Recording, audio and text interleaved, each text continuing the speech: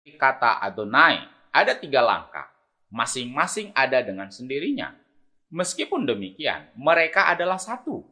Dan begitu bersatunya sehingga yang satu tidak dapat dipisahkan dari yang lain. Yang Maha Kudus itu terungkap dengan 3 yang disatukan menjadi satu. Jelas Bapak Ibu? Bahwa jauh sebelum konsili Nikea, pemahaman saudara-saudara kita dari Yahudi mengatakan bahwa Adonai yang mereka kenal dibedakan menjadi 3, tetapi tidak bisa dipisahkan. Dalam literatur lain. Assalamualaikum warahmatullahi wabarakatuh. Alhamdulillahirabbil alamin wassalatu wassalamu ala rasulillahi amma ba'd. Di video kali ini kita akan melanjutkan pembahasan tentang kata ehad ya. Dimana di video yang pertama sudah kita bahas tentang kata ehad pada kitab Kejadian pasal 1 ayat 5 ya. Dimana kata ehad digunakan untuk menyatakan satu hari ya, Yom Ehad. Dan di video kali ini, insya Allah kita akan lebih dalam lagi ya memahami kata ehad itu sendiri, baik dari sisi gramatikal bahasa Ibrani ataupun dari kepercayaan orang-orang Yahudi. Ya, dalam mengartikan apa sih kata ehad dalam kitab Ulangan pasal 6 ayat 4 yang dikatakan oleh orang Kristen tersebut bahwasanya kata ehad di situ diartikan oleh dia sebagai sesuatu yang esa ya. Yang menurutnya kata esa ini ya, kata esa yang diambil dari bahasa Sanskerta ini memiliki makna kesatuan dari beberapa bagian. Ya. Apakah konsep Tuhan ya, konsep ketuhanan umat Yahudi memang mengatakan demikian? Kita akan bedah sedikit ya pada kata ehad dalam terjemahannya. Namun sebelumnya kita akan lihat dulu kata ayatnya. Dalam tanah, ayat pada Sefer Devarim ini berbunyi Sema Yisrael Adonai Elohenu Adonai Ehad ya, yang dalam Alkitab ya, dalam Alkitab mereka diartikan dengan dengarlah hai orang Israel, Tuhan itu Allah kita, Tuhan itu Esa ya, Tuhan itu Esa. Menurut dia ya, kata Esa ini adalah satu kesatuan dari beberapa bagian, dari beberapa entitas ya. Kata Esa sendiri merupakan kata dari bahasa Sanskerta ya. Ada satu yang agak janggal di situ ya pada ayatnya ya. Kalau kita perhatikan kata Sema Yisrael Adonai Elohenu Adonai Ehad ya. Pada Alkitab ya, terjemahan dari ayat pertama dia menerjemahkan dengan bahasa Indonesia ya. Dengarlah hai orang Israel, Tuhan itu Allah kita. Tuhan itu, nah pada kata ehad, ya, pada kata ehad diterjemahkan dengan menggunakan bahasa Sanskerta. Ya, apa maksud dari semua ini? Kalau kita lihat sepertinya ada kecacatan dalam penerjemahan ya, ada cacat terjemahan di sini. Kenapa saya katakan cacat terjemahan? Karena dia tidak konsisten ketika menerjemahkan satu ayat dalam tanah ya. Ada terjemahan yang digunakan pada ayat pertama itu, kata-kata yang pertama itu menerjemahkan dengan bahasa Indonesia. Sementara ketika sampai pada kata ehad ya, diterjemahkan dengan bahasa Sanskerta Esa.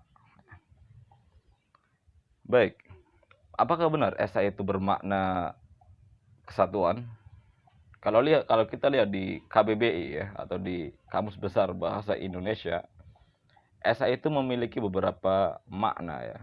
Di antaranya makna yang pertama adalah dia memiliki makna satu atau tunggal atau sifat yang satu. Ya, di mana makna kata ini biasa digunakan dalam konteks pengakuan iman terhadap sifat tunggalnya Tuhan. Ya.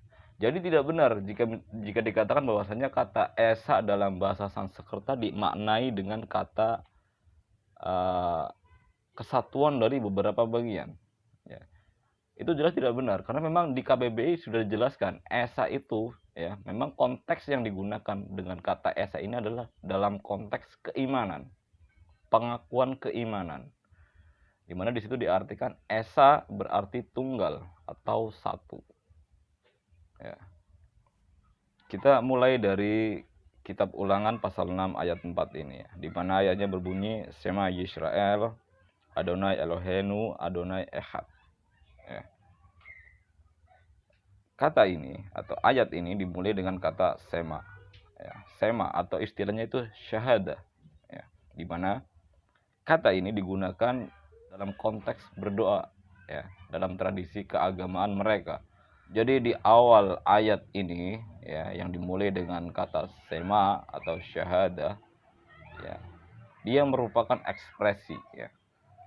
Merupakan ekspresi mereka bahwasanya tidak ada sesuatu di alam ini ya, atau tidak ada sesuatu hal apapun yang bersumber dari selain Tuhan, di mana Tuhan adalah sumber utama di atas segala-galanya. Kalau kita perhatikan ayat ini, konteks pada ayat ini adalah sedang membicarakan pada masa di mana ya, pada masa itu di mana penyembahan berhala, kesyirikan politeisme ya menjadi bentuk kepercayaan yang umum di masyarakat Yahudi kala itu. Orang-orang mulai mencampur adukan penyembahan berhala atau istilahnya itu avodah zara dengan monoteisme, dengan mempercayai kemitraan. Nah, di sini dengan mempercayai kemitraan. Sementara ya, ayat dalam kitab Ulangan ini ya, ayat dalam kitab Ulangan ini yang menjadi sema atau menjadi syahadat mereka, perlu dijelaskan bahwa kata-kata dalam Taurat, khususnya kitab Ulangan ini memberi penjelasan tidak hanya Tuhan sebagai sumber dari segala sesuatunya, melainkan dia Tuhan itu tidak memiliki kemitraan dengan makhluk apapun. Ya. Hal ini ya khususnya hal ini diungkapkan dalam beberapa ayat-ayat yang lainnya ya, dalam Taurat, diantaranya pada kitab Keluaran pasal 8 ayat 6 atau ayat 10. Di sana dikatakan Ki en Kadonai Eloheinu ya. Tidak ada yang seperti Tuhan Allah kita. Juga dalam kitab Ulangan pasal 4 ayat 35 di mana dikatakan Atta hareta ladaat ki Adonai huha Elohim ain od milvado. Tuhan dialah Allah. Ya, tidak ada yang lain selain dia. Kemudian pernyataan serupa juga terdapat dalam kitab Ulangan pasal 4 ayat 39 di mana ayatnya berbunyi Ki Adonai huha Elohim basyamayim mimma al fa'al ha'araj mittahat en od. Ya. Tuhan dialah Allah yang di langit ya, di atas dan di bumi di bawah. Tidak ada yang lain. Juga dalam kitab Ulangan pasal 32 ayat 39 di mana ayatnya berbunyi ya, Reu atta ki annihu fa'en Elohim immadi. Ya.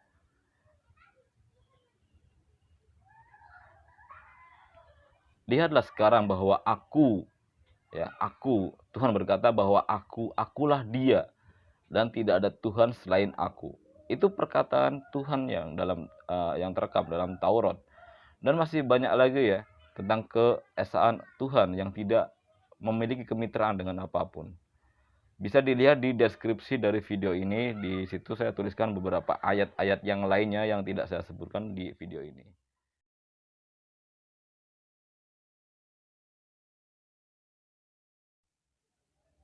Pernyataan syahadah atau shema ini ya, juga ditemukan dalam Targum Yonatan, ya, terjemahan dari bahasa Aramaik yang diambil dari kitab 2 Samuel pasal 22 ayat 32 dan dari kitab Mazmur ya, pasal 18 ayat 32 yang menerjemahkan kata Kimiel Mibaladai Hasem atau siapa saja yang seperti Tuhan ya, ke dalam bahasa Aram sebagai Leit Eloha Elohim ya, di mana korespondensi dari la leit, ilaha, eloha, ilah, dan eleh. Ini diringkas ya. Ini diringkas dalam satu kata, yakni yahid.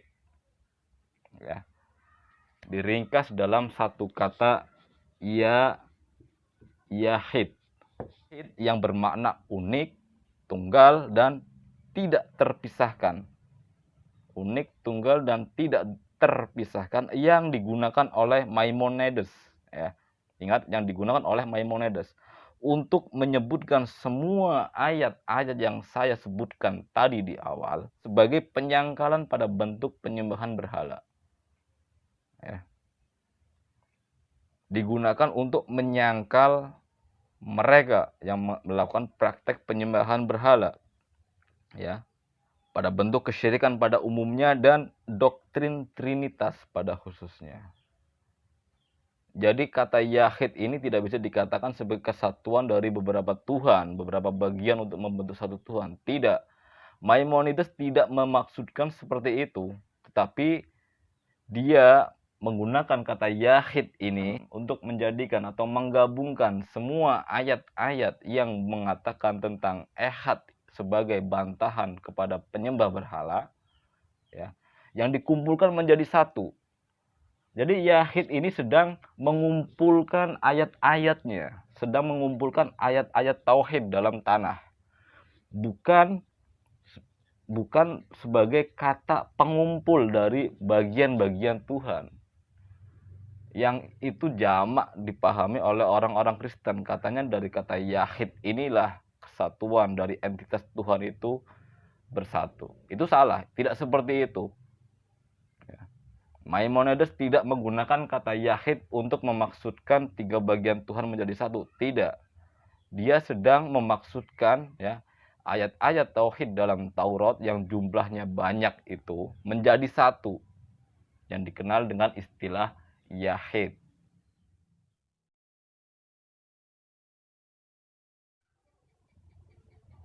Kita akan lanjut pada pembahasan kata ehad yang dilihat dari gramatikal bahasa Ibraninya, ya. Apa itu arti kata ehad itu? Apakah benar seperti yang disebutkan oleh orang Kristen tadi bahwasanya kata ehad itu adalah kata yang bisa dibawa pada makna selain satu? Ya. Apakah benar demikian? Kita akan telusuri lebih lanjut. Kata ehad, ya, secara bahasa dia mutlak berarti satu, ya, dalam bahasa Ibrani, di mana dia merupakan jenis angka kardinal, ya. Dia merupakan jenis angka kardinal yang memiliki fungsi dan digunakan untuk menjawab atau menerangkan jumlah. Untuk menjawab atau menerangkan jumlah. Begitu juga kata ehad dalam kitab Ulangan yang digunakan untuk menerangkan jumlah Tuhan. Jika kita perhatikan ayatnya, ya. Jika kita perhatikan ayatnya di situ, ya. Dari pertama ada Shema Yisrael. Shema Yisrael. Ya. Shema Yisrael. Kemudian Adonai, ya. Elohenu. Kemudian ada koma lagi di situ. Adonai ehad. Ya. Jika kita lihat ayatnya di situ, ya, dari kata Shema Yisrael, kemudian dia menggunakan titik dua, ya. Setelah itu kata Adonai sampai kepada Elohenu, dia ada koma di sini. Selanjutnya dari kata Adonai ehad, dia merupakan satu kalimat, ya. Bahwasanya kata ehad itu dia bisa memiliki fungsi sebagai adjektif, ya. Ya. Fungsi sebagai adjektif yang dia menerangkan kata bendanya. Ingat bahwasanya kata sifat dalam konteks bahasa Ibrani itu memiliki dua fungsi. Yang pertama berfungsi sebagai atribut, dan yang kedua adalah berfungsi sebagai predikatif.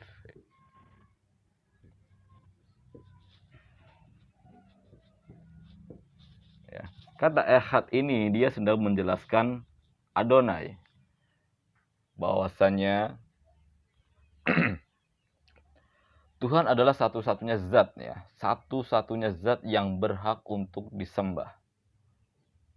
Satu-satunya zat yang berhak untuk disembah. Ingat bahwasanya kata ehad ini adalah dia bermakna satu ya. Satu apa? Satu Tuhan. Dia sedang menjelaskan Tuhan bahwasanya Tuhan itu satu. Jadi tidak benar kalau dikatakan bahwasanya sedari dulu orang-orang Yahudi telah memahami bahwasanya konsep ketuhanan mereka adalah konsep ketuhanan yang terdiri dari 3 bagian ya, yang tidak terpisahkan menjadi satu. Itu tidak benar. Karena tanah tidak menyiratkan perkataan yang seperti itu. Justru kata ehad dalam kitab Ulangan pasal 6 ayat 4 ini sedang menyangkal mereka yang mengatakan bahwasanya ada 3 kemitraan dalam diri Tuhan. Gitu loh. Ayatnya sedang membantah mereka, bukan mendukung pemahaman mereka, bukan gitu. Justru membantah pemahaman mereka. Gitu. Baik, kita bahas perubahan pada polanya ya, pola katanya ya. Pola kata dari kata ehad ini. Apakah kata ehad ini bisa menjadi makna kesatuan? Atau bagaimana? Kita akan bahas.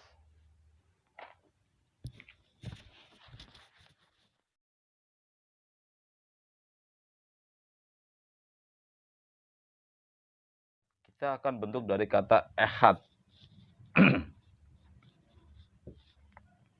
Ya. Kata ehad yang berarti satu ini, dia bisa memiliki makna kesatuan ya, jika pola katanya itu dirubah menjadi ahdud dengan gender nekeva atau dengan menjadi ikhdud dengan gender zahar. Ya, jika digunakan ini dan ini, ya, maka dia bisa berarti kesatuan. Tetapi jika dia tidak dirubah ke pola kata ini, yakni masih sama dengan kata ehad, maka maknanya juga tetap sama, satu. Ya, tidak bisa dibawa pada makna kesatuan. Karena dia bisa dibawa pada makna kesatuan jika pola katanya sudah berubah. Ya. Itu untuk yang pertama ya. Kata ehad yang pertama.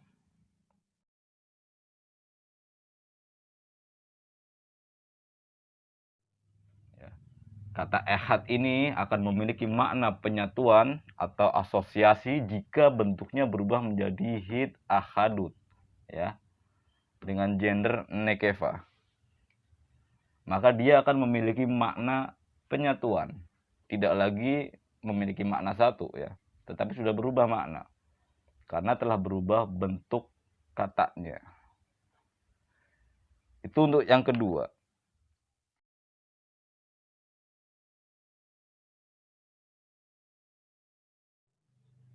Baik, kita lanjut. Kata ehad ya, dia akan memiliki makna serikat.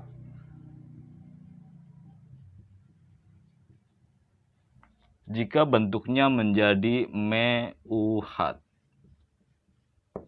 ya, dengan pola mekutal.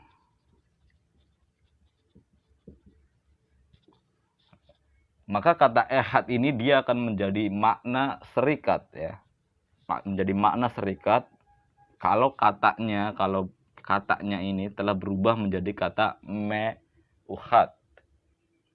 Kalau tidak berubah menjadi meuhad, maka dia tetap memiliki makna satu. Ya.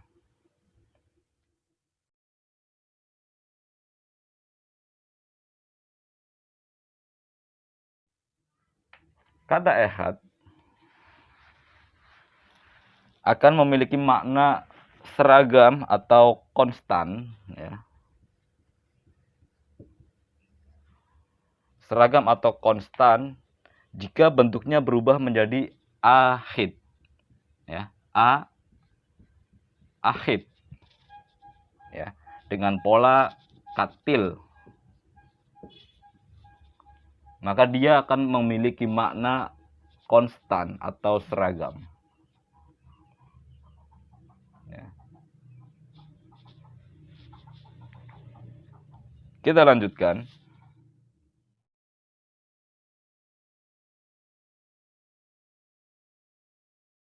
Kata ehad ya, yang berarti satu akan memiliki makna bersatu dengan objek. Bersatu dengan objek ya. Jika kata ehad ini bentuknya berubah menjadi lehit ahad dengan pola hit pael, maka dia akan memiliki ini, bersatu dengan objek. Bagaimana dengan ayatnya di situ? Apakah menggunakan ehad atau lehit ahad? Tentu menggunakan ehad ya. Jika tetap menggunakan ehad, maka dia dikembalikan kepada makna asalnya, yakni satu. Ya. Kita lanjut.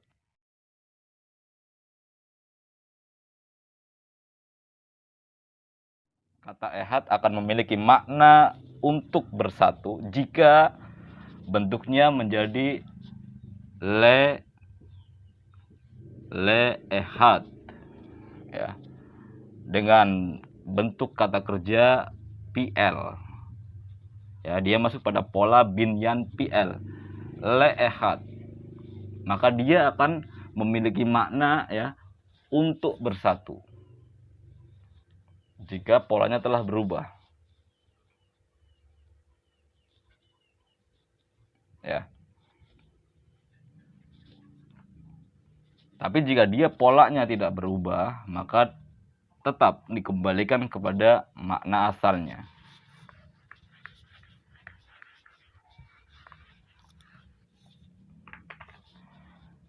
Baik, jika memang ya maksud kata ehad dalam kitab Ulangan pasal 6 ayat 4 ini adalah kesatuan dari bagian-bagian atau komposisi atau entitas yang berbeda, yakni Bapa, Anak, dan Roh Kudus ya. Seperti yang dikatakan oleh orang Kristen tadi ya.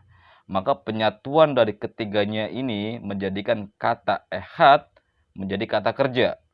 Baik, kita akan rubah kata ehad ini menjadi sebuah kata kerja ya. Sebuah kata kerja yang lebih sering digunakan dalam biblikal itu adalah kata kerja dalam bentuk sekarang dan bentuk lampau.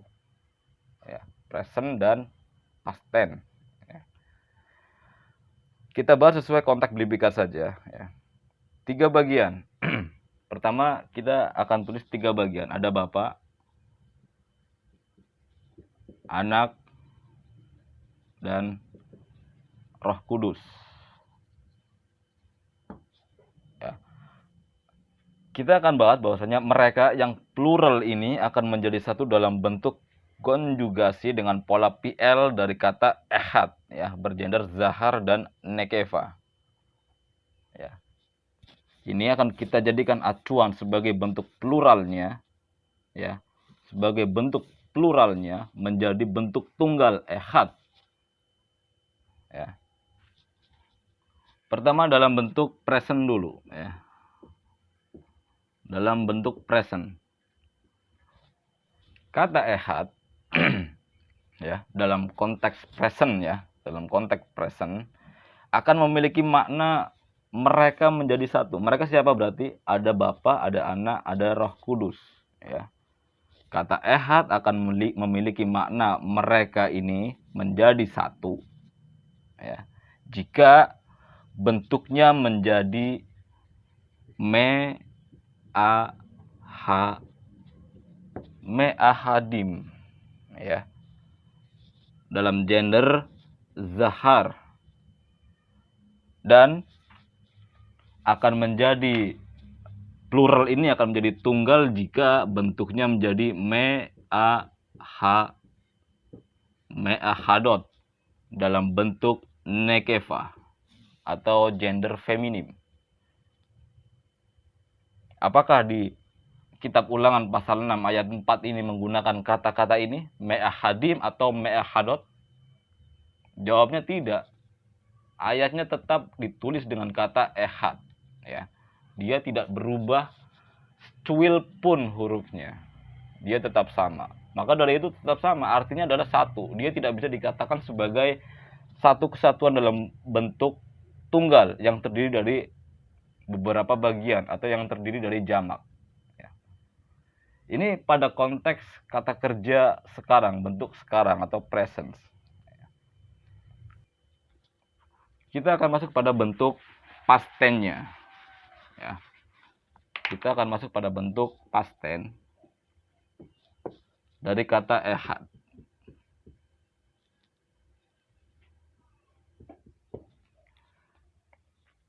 Ya. Kata ehad akan memiliki makna mereka menjadi satu. Ya. Ini dalam konteks past tense ya. Mereka yang tiga ini menjadi satu. Ya. Jika bentuk dari kata ehad ini menjadi ihadu. Ya. Jika kata ehad ini menjadi ihadu, ya, maka dia bisa memiliki makna yang plural ini menjadi satu. Ini sudah mewakili bentuk zahar dan nekefah, ihadu. Ya. Jadi baik dilihat dari konteks apapun ya, kata ehad ini tetap memiliki makna satu. Mau dia berubah seperti apapun, dia tetap memiliki makna satu. Karena apa? Karena ayatnya memang menggunakan kata ehad, tidak menggunakan kata ihadu ya, atau ahadim atau ahadot, tidak itu. Dia tetap menggunakan ehad. Ya. Jadi bagaimana mungkin gitu loh? Bagaimana mungkin kata ehad dalam kitab Ulangan pasal 6 ayat 4 ini yang diartikan sebagai satu kesatuan dari tiga entitas yang berbeda. Sementara teks ayatnya itu jelas ya, menggunakan kata ehad, tidak menggunakan kata-kata selain daripada ehad seperti yang sudah saya jelaskan sebelum-sebelumnya. Ya. Apakah orang Kristen tersebut merasa lebih pandai bahasa Ibraninya ketimbang mereka orang-orang Yahudinya? Ya. Atau memang karena saking pandainya sampai kelihatan tidak pandai sehingga melihat satu terlihat tiga oleh dia. Ya. Insya Allah di kesempatan video yang lain kita akan bantah lebih jauh lagi ya tentang perkataan-perkataan para misionaris yang mencoba untuk memurtadkan kaum muslimin. Semoga dengan adanya video-video seperti ini bisa menjadi benteng akidah kita ya dari misi mereka dalam memurtadkan kaum muslimin khususnya di Indonesia. Itu saja yang bisa saya sampaikan. Subhanakallahumma wa bihamdika asyhadu an la ilaha illa anta astaghfiruka wa atubu ilaik. Assalamualaikum warahmatullahi wabarakatuh.